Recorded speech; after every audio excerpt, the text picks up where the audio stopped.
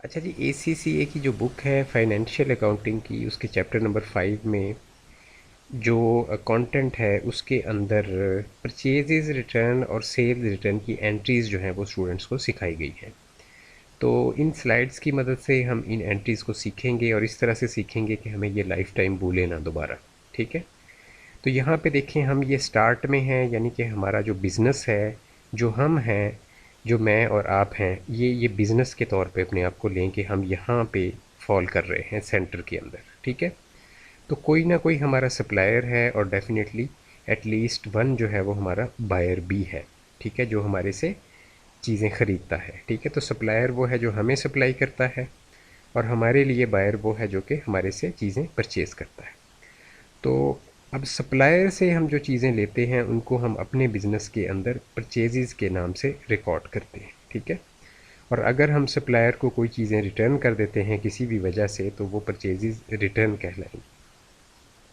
इसी तरह हमारे बिज़नेस से जो चीज़ें फ़िनिश्ड गुड्स जो हैं वो, या जो हम ट्रेडिंग अगर कर रहे हैं, तो वो वैसे ही जो गुड्स हमने पीछे से ख़रीदी हैं सप्लायर से, वो हम आगे सप्लाई कर देंगे। तो इसमें अब जो बायर है उसको हम जो गुड्स सप्लाई कर रहे हैं उसको हम बोलेंगे सेल। ठीक है। यानी जो हम बायर को गुड्स सेल कर रहे हैं उसको हम सेल बोलेंगे डेफिनेटली। तो अब अगर हमारा जो बायर है वो हमें कुछ सेल्स में से कुछ रिटर्न कर देता है तो उसको हम सेल्स रिटर्न बोलेंगे। ठीक है। यानी जो गुड्स हम बायर को सप्लाई कर रहे हैं उसमें से अगर कोई चीज़ हमें रिटर्न में वापसी आ जाती है तो वो सेल्स रिटर्न कहलाएगी। आगे मूव करते हैं।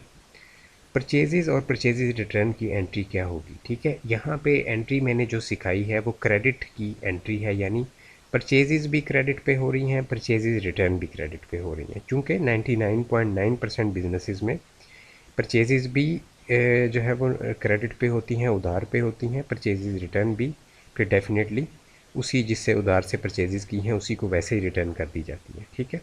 कैश इन्वॉल्व नहीं होता। तो पहली हम एंट्री सीखेंगे कि परचेज़ हमने की हैं goods from mister Basit on credit. ठीक है। उधार के ऊपर हमने मिस्टर बासित से चीज़ें खरीदी हैं। तो इसकी जो एंट्री होती है वो उसमें डेबिट हम करते हैं परचेज़ को। इसको हम परचेज़ को एज एन एक्सपेंस या एज एन एसेट दोनों ट्रीट कर सकते हैं। ठीक है। आप जो बेहतर समझें, जो जो आपको समझने में आसानी हो, वो आप यहाँ पे इसकी जो लॉजिक है वो अपने जहन में बिठा सकते हैं। ठीक है। अच्छा, अब हम क्रेडिट कर रहे हैं मिस्टर बासित को। मिस्टर बासित को क्रेडिट इसलिए कर रहे हैं कि मिस्टर बासित हमारा पेएबल है। ठीक है। तो ये क्रेडिट हमने इसको किया है पेएबल को। ठीक है जी। अब यही इसी से रिलेटेड ये है कि कुछ गुड्स जो हैं वो हमारे लिए अनयूज या अनवांटेड थी, तो हम उनको रिटर्न कर रहे हैं to mister Basit. Some goods were unwanted so we return them to mister Basit. तो लेटर ऑन बिजनेस में हम ये रिटर्न कर रहे हैं जो हमने परचेजेस की थी उसमें से चंद एक गुड्स की। ठीक है। तो यहाँ पे हम डेबिट करेंगे मिस्टर बासित को और क्रेडिट करेंगे परचेजेस रिटर्न को।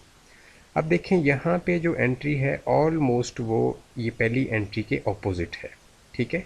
यानी परचेजेस की एंट्री अपने दिमाग में अगर आप बिठा लें कि परचेजेस की एंट्री जब भी होती है क्रेडिट परचेजेस की, तो उसमें हम परचेजेस डेबिट करते हैं और क्रेडिट करते हैं पेएबल को अपने। ठीक है। तो अब यहाँ पे आपने परचेजेज डेबिट किया, क्रेडिट किया पेएबल को, और परचेजेज रिटर्न जब होंगी तो इसके ऑपोजिट एंट्री आप पास करेंगे, यानी कि जो आपने पेएबल क्रिएट किया था उसको कम करने के लिए नीचे हमने पेएबल को रिटर्न की एंट्री में डेबिट कर दिया, यानी क्रेडिट वाले को कम करने के लिए हमने इसको डेबिट कर दिया। और परचेजेज रिटर्न को हम क्रेडिट इसलिए करते हैं कि परचेजेज रिटर्न का जो लेजर है इंटरनेशनल अकाउंटिंग स्टैंडर्ड्स के मुताबिक वो सेपरेट बनाया जाता है। ठीक है। इसका परचेजेज रिटर्न का अकाउंट सेपरेट होता है और परचेजेज का अकाउंट सेपरेट रखा जाता है पूरी वर्ल्ड के अंदर, इनको मिक्स नहीं किया जाता।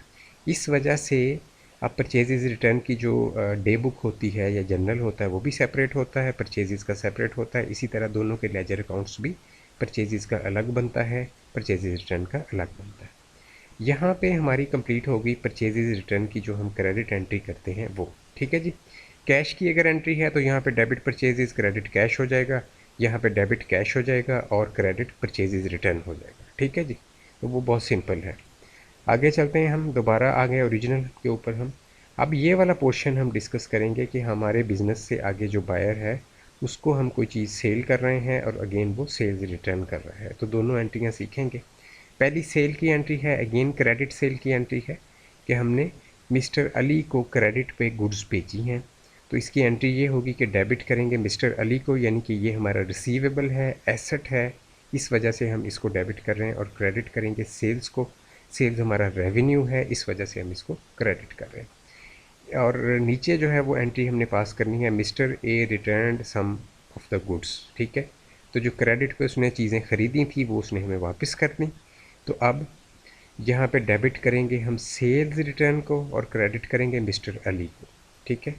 तो यहाँ पे हम डेबिट कर रहे हैं सेल्स रिटर्न अकाउंट को, क्योंकि यहाँ पे देखें क्रेडिट, सेल्स हमेशा क्रेडिट होती है तो सेल्स रिटर्न हमेशा डेबिट होगी, ठीक है, ये आपको याद करना होगा। और इसके अगेंस्ट फिर क्रेडिट कर रहे हैं मिस्टर अली को, चूँकि वो हमारा रिसीवेबल था, उसको कम करने के लिए, जितनी उसने गुड्स रिटर्न कर दी हैं उतने से उसको कम करने के लिए हम यहाँ पे उसके अकाउंट को क्रेडिट कर रहे हैं, ठीक है। तो अगेन यहाँ पे सेल्स का जनरल भी अलग होता है, लेजर भी अलग होता है, ठीक है। तो इसी तरह सेल्स रिटर्न का जनरल भी अलग होता है, लेजर भी अलग होता है, लेकिन मिस्टर अली की एक ही अकाउंट में दोनों एंट्रियाँ जाएंगी लेजर के अंदर, ठीक है जी। तो आई होप कि आपको ये समझ आया होगा जो मैंने समझाने की कोशिश की है।